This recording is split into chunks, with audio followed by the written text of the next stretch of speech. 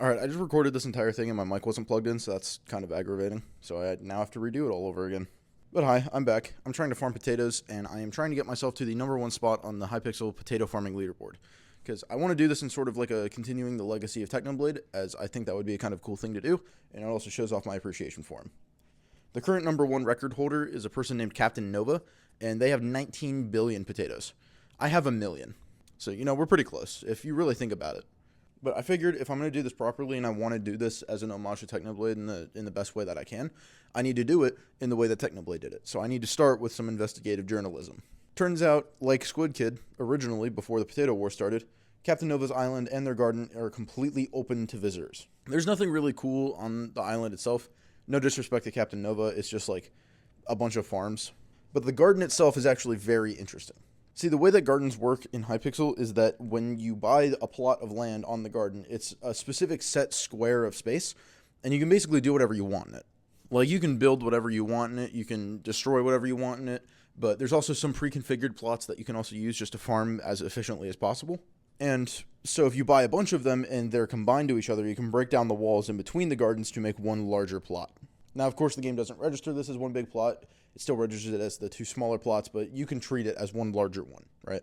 Captain Nova has bought every single conceivable plot of land on the garden and then replaced all of them with potatoes. Now, I need to say, as someone who's trying to do this myself, I respect the grind, but, still. Dude, come on, that's insane. How am I supposed to beat that? I have one potato plot right now. But I went onto the island, I was researching some stuff, I was checking it out, trying to see what I could figure out of how to do this more efficiently, and Captain Nova was actually on themselves.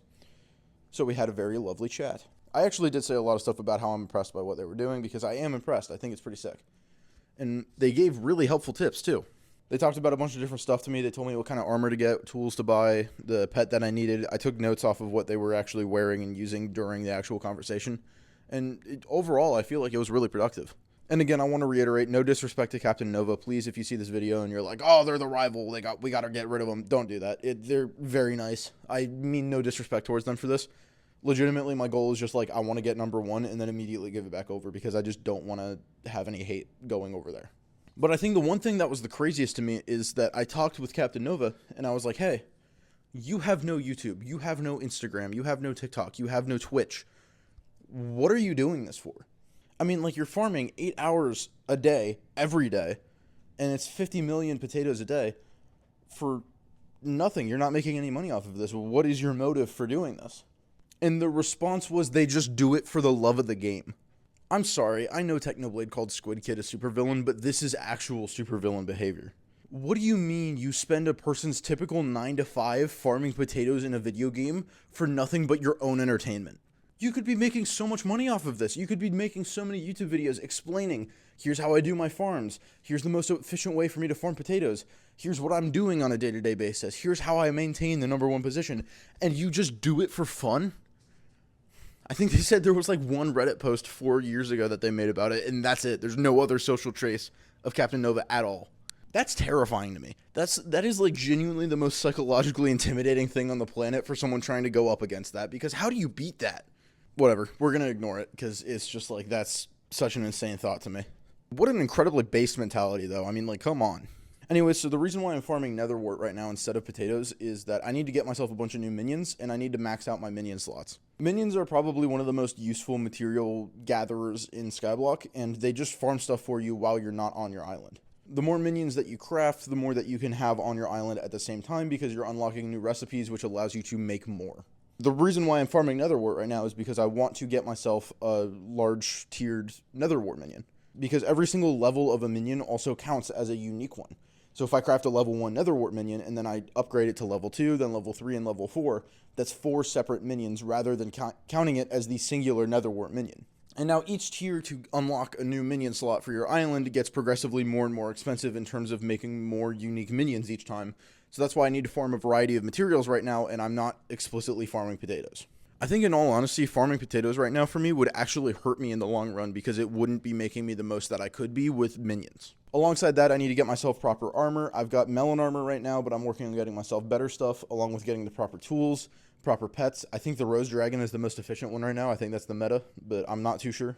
But yeah, if you guys have any advice on this and you have any tips for me to be able to do anything more efficiently than I currently am, please let me know. Comment something. I want as much information as I possibly can for this. Alongside that, someone commented on one of my last videos asking if they could donate millions of coins to me for the Skyblock, potato war. Go ahead, dude. I'm certainly not going to ask for donations, and I don't want to make it seem like I'm trying to beg for spare change here. But if you guys want to donate something to help see this further the cause, then yeah, please do so. I will happily accept it. I won't ask, but I will accept it if it's offered. I was actually thinking of putting up some sort of donation wall on my island so people could see who's contributed to making this possible. And I think it's fine for me to do this because, again, Squid Kid in the original Potato War, he had dozens of people helping him farm stuff, and he still couldn't beat Technoblade, which was kind of funny. I really hope that doesn't go that way for me this time. That would be kind of tragic, though. But yeah, if you have anything that you would like to donate to me to help further this goal, donate it.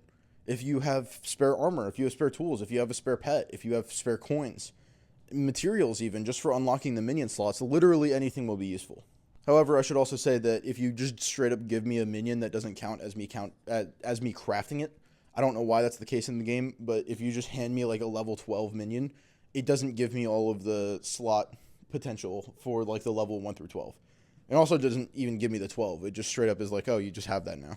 So if you'd like to donate something related to the minions, it's just more efficient to give me the materials to craft the minions myself. But again, if you don't want to do so, please do not donate. I'm not asking you to do this to negatively affect any of you. I'm completely happy to do this on my own, and I honestly think it would be cooler if I did, but at the same time, I'm so far behind, I need help. And so if help is offered to me, I certainly will not turn it down. Also, just thank you guys for the love on the last video. I mean, seriously, that last video boosted my channel an insane amount. I think before I posted it, I had about 100 subscribers, and I'm now up to 126, I think. That's insane. I went up by 25% just because of one video. Alongside that, it's now my second most viewed video, I'm pretty sure. It just overtook my Technoblade stat tracking video. That is one other thing I like to do. If you are finding my channel because of this video, I like to stat track YouTubers, and I make videos about it every once in a while. So if that's something that you like, again, subscribe. Start watching me. But the more that you guys subscribe and interact with these videos, the more I'm incentivized to continue working on them and doing stuff like these videos. So, if you want to keep seeing this, subscribe. Comment something. I don't know. But yeah, thank you guys for the love. I'm going to get back to actually working on this. Have a good day.